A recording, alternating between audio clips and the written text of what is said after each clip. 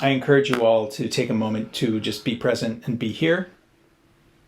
We'll just give ourselves a few breaths.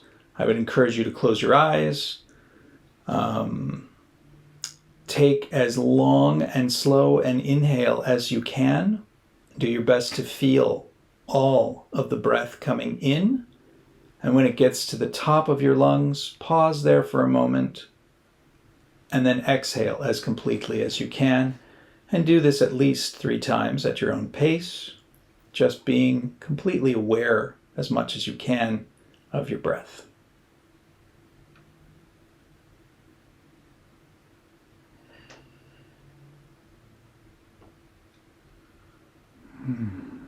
It's a good reminder if this causes you to cough or yawn, that is fine.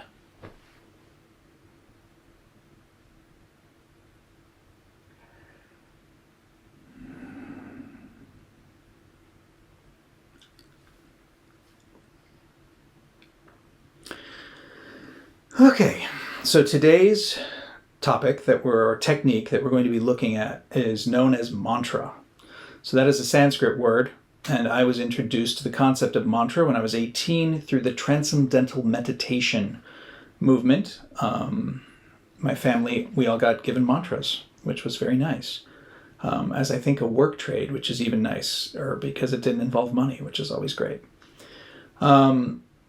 Is that correct? That it was a work trade? No, it was not. It was not a work trade. Okay, I thought it was I thought he was trading for a room in the convention center.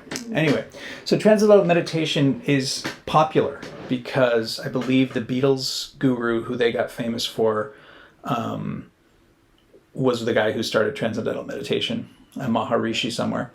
And David Lynch, the film director, was a big proponent of it, pushing it in schools in California. And there's a huge community built around it in Fairfield, Iowa, for anybody who's ever heard of that. Transcendental Meditation uses increasingly more complex mantras as you go through their system, which I did not do. But their simple prescription is 20 minutes twice a day saying a mantra. And I did that for several years after I got my mantra, and I told it to many people, which you're not supposed to do. And they practiced it for 20 minutes twice a day to varying results, which was pretty fascinating for me to see how powerful, obviously, what we do to ourselves, we are with us in every change that is happening. So it's very hard for us to see how we change. But if we see the change in other people, it is sometimes more powerful. In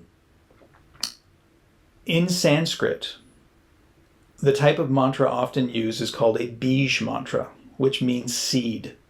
And the way it was described to me is that if you put a seed in your consciousness and you water it by giving it attention, then it grows within you.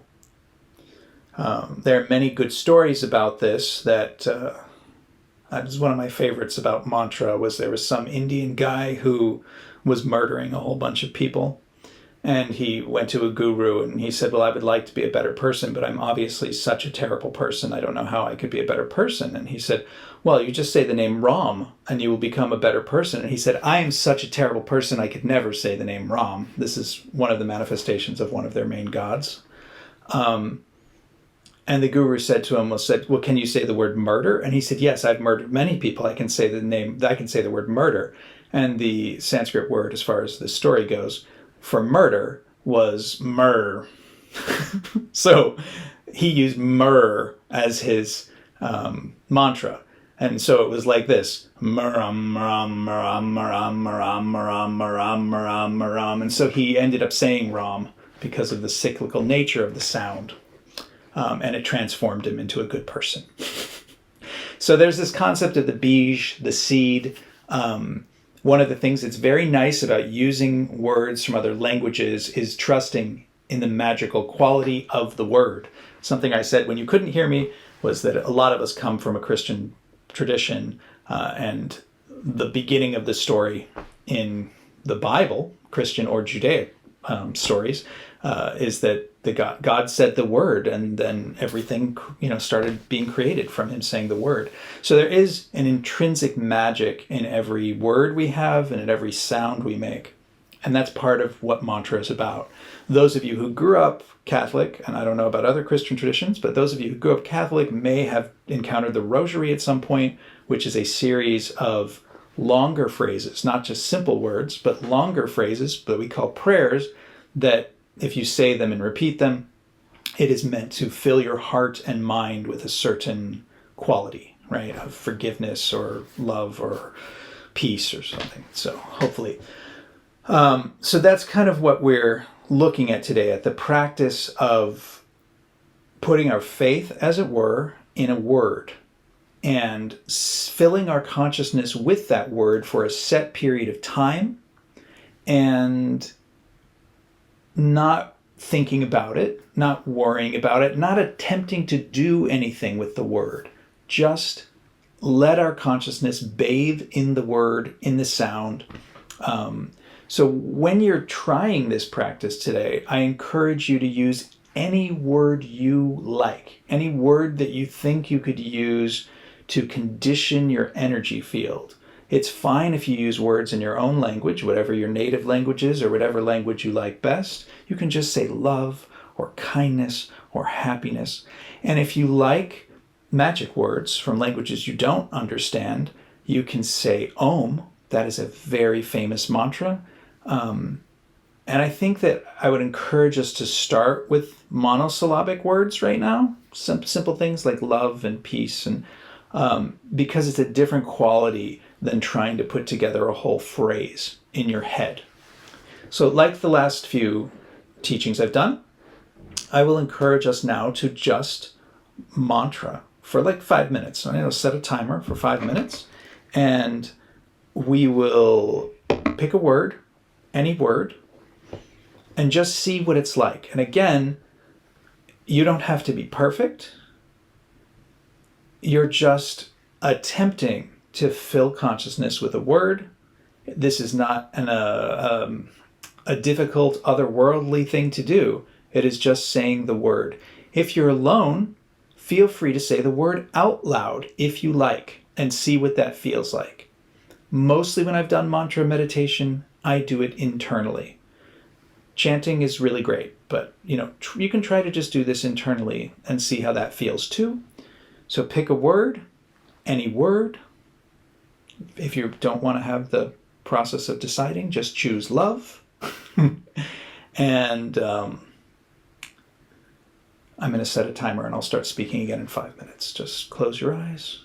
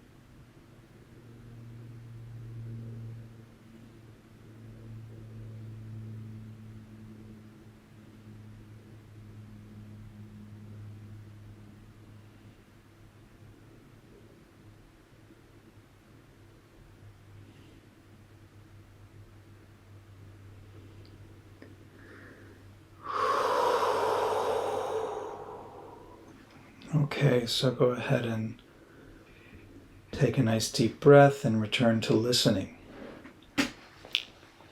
So, if your mind is anything like my mind, which it probably is because you're a human, you will notice that while attempting to fill your consciousness with one word, your body is still sending you messages, you're still feeling things, you're still hearing things, and you're still thinking. Like with samadhi, it's a practice. It's not meant to be done perfectly, and you're not failing if you're thinking and distracted. It is part of the practice. When you notice yourself thinking or you notice yourself feeling, it is really good to notice what you were thinking about and what you were feeling. If you feel something in your heart, if you feel pain, anything, it's good to really notice what that was and then drop it and return to the word, to the mantra.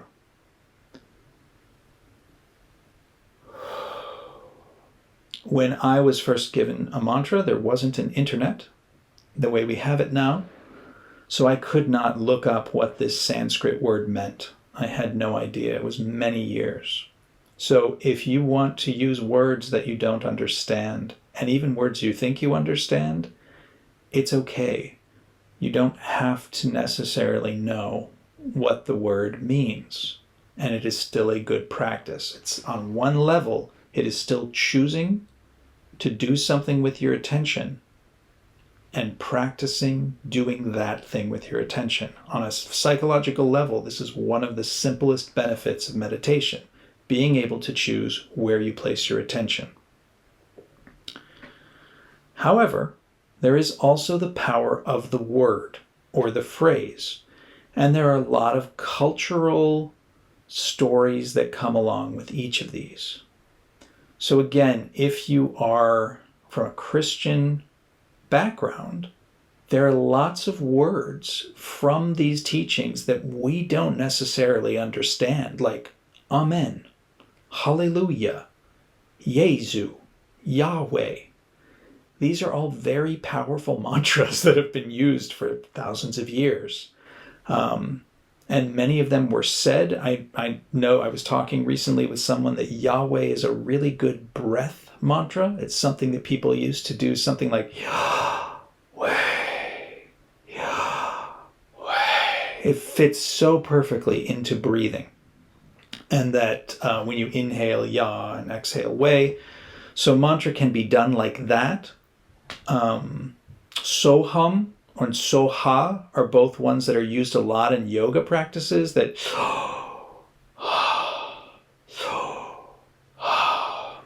so I'm bringing these up as far as understanding that the mantra can be something you're saying, or it can just be something internally. It can be something that the meaning of the sound is so gigantic, so transcendental, as it were, that there's no way your mind can conceptually understand it. And yet attuning yourself to that frequency, again, this can be thought of as tuning a radio station, and I'm going to focus on this energy channel, this energy field, and I will fill my consciousness or all that I am with this idea of goodness, is a very powerful and good way to spend your time. Now, again, in the initial training I got in mantra meditation, it was 20 minutes twice a day. And the simplest teaching I got was sit comfortably, any position you want. You can be cross-legged, you can sit in a chair, you can sit in a lazy boy, you can sit whatever, but it's best if your spine is straight, and it's best if your head is not laying against something, because it's very likely that you will fall asleep if your head is laying against something. So meditation can be done in any position, and I definitely encourage people to do it while laying down and walking, in any moment that you're like, oh, I can meditate. So you can use mantra like that. I had an emotionally intense experience a few days, and I used I have very slow internet from where I am now, so it's giving me messages right now saying that the internet is not strong enough. So I hope that you guys can hear me okay. I'm sorry that the video is choppy.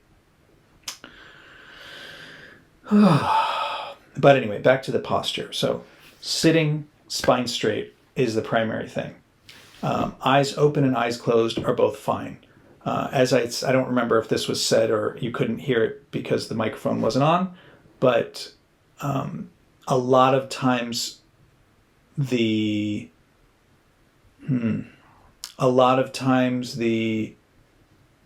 effects of mantra or any kind of meditation are not very visible to yourself because you are with yourself as you change. It's much more visible in other people. So don't worry about judging if this is a waste of time or if this is doing something or not. Don't worry about doing it 20 minutes twice a day, even though it's a great recommendation. And it seems like not a lot of time, but I always like to tell people whatever seems the right amount of time for you is the right amount of time to do it. So if you can make 5 minutes a day, that's great. If you can make 3 hours a day, that's great. Like whatever works for you. And even outside of formal practice, if you're working in the kitchen and you notice your mind is running in places you don't like, you can throw a mantra in there and, keep chopping and saying your mantra, that kind of thing, washing the dishes.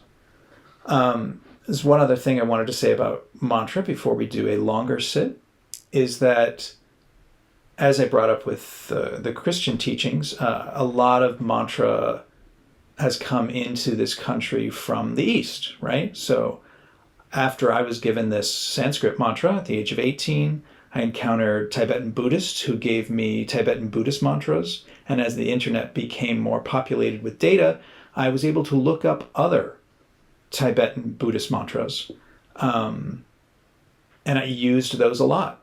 And Tibetan Buddhist mantras are often like the simple ones, because again, there are very long, elaborate ones, but the simple ones tend to be a combination of syllables that are not words and don't mean anything particularly. The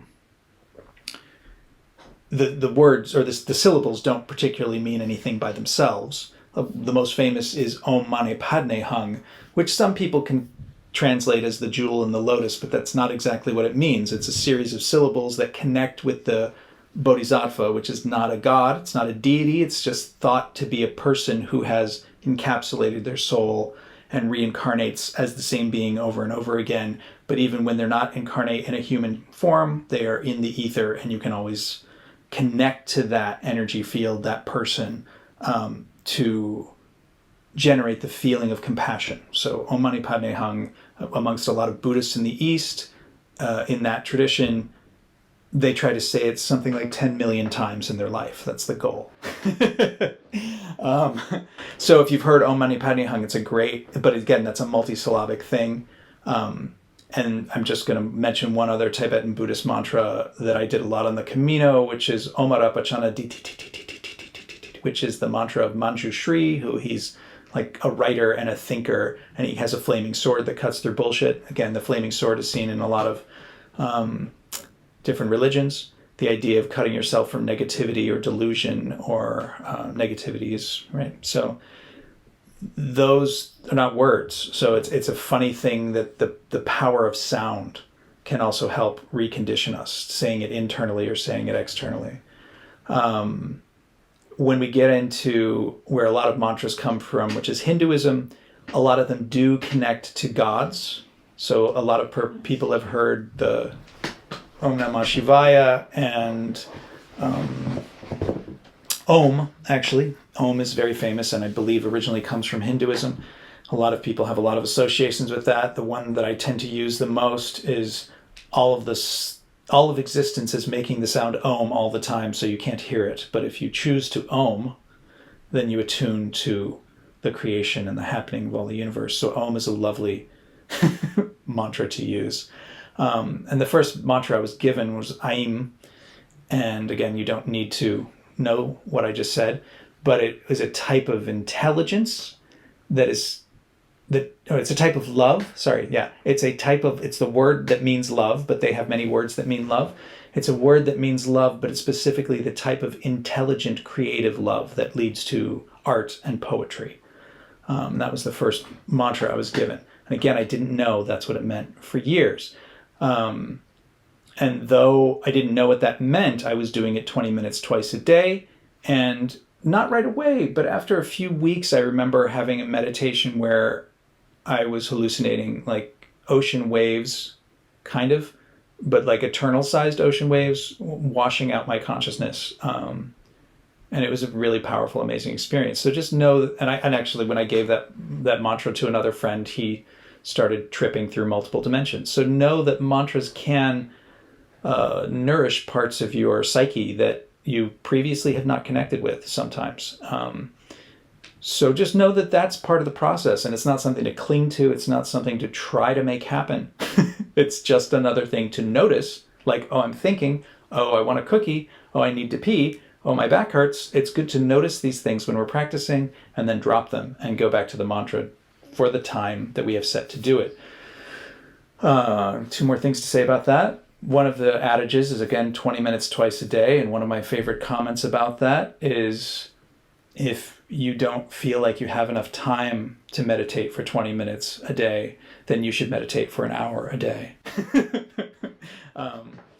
But again, as I said, you take as much time as you are able to. You fit it in when it makes sense to you. You can do it in bed when you're waking up, when you're going to sleep, 5 minutes in the middle of the day. It's very good and useful. Secondarily, you can set a timer and for a length of time that you want. And that is a good amount of time to practice your mantras for, to meditate for. But also in the world before we had timers, people used rosaries, which I brought up earlier. And in the East, they were called malas, as amongst many other things. The idea of counting beads, you can count on your fingers. So just know that all of these things are fine. Just give yourself a set amount or a set time and just see what it's like to try to do that. And sometimes you might feel like you've done it without an interruption, and see what that experience is like. So it's always good to reflect on what's happening, what's happening during the practice. But the main focus is just stay with the mantra. So again, I encourage you to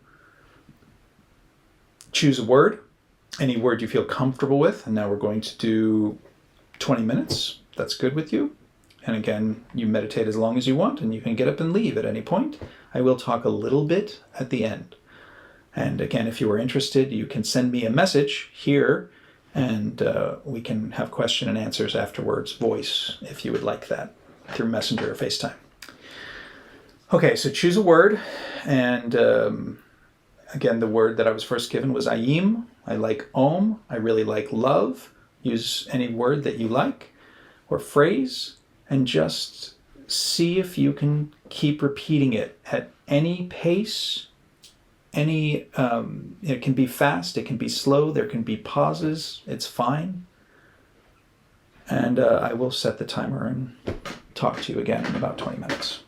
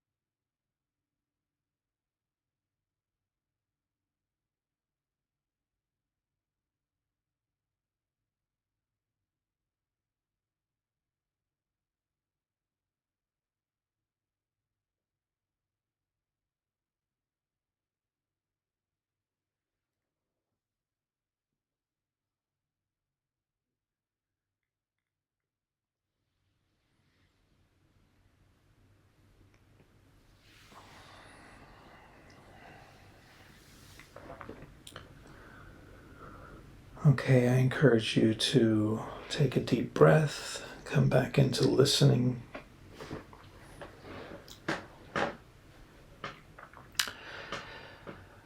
So again, practicing meditation is called practicing because you don't need to do it perfect, and even if you spend half the time or more than half the time being distracted, you're still practicing.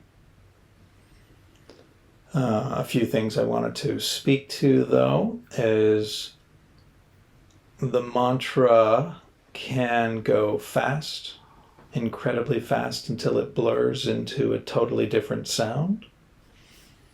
The mantra can go slow and can be explored as slowly as possible, which I sometimes enjoy doing. And for those of you who have a lot of different practices, it is fine if one of the other practices comes up while you're trying to practice something specifically. I myself am not a tight fist meditator. I'm not a big fan of that. So if your mantra changes while you're sticking to one, that's okay. There will be days when you are more settled and there will be days when you are more agitated. And it's good to notice these things and not get hung up on them and just let them be as they are. I think that's enough for now. So you can now try this out. Again, for 5 minutes or 5 hours, whatever sounds delicious to you. See what it feels like. A few times through the day, try some different words or stick to some of the old standards. And if you have any questions, you can send me a message in Messenger or FaceTime or whatever. And I'm happy to do some question and answer now. Thank you very much for your practice. Thank you very much for being here. Much love to you. Namaste.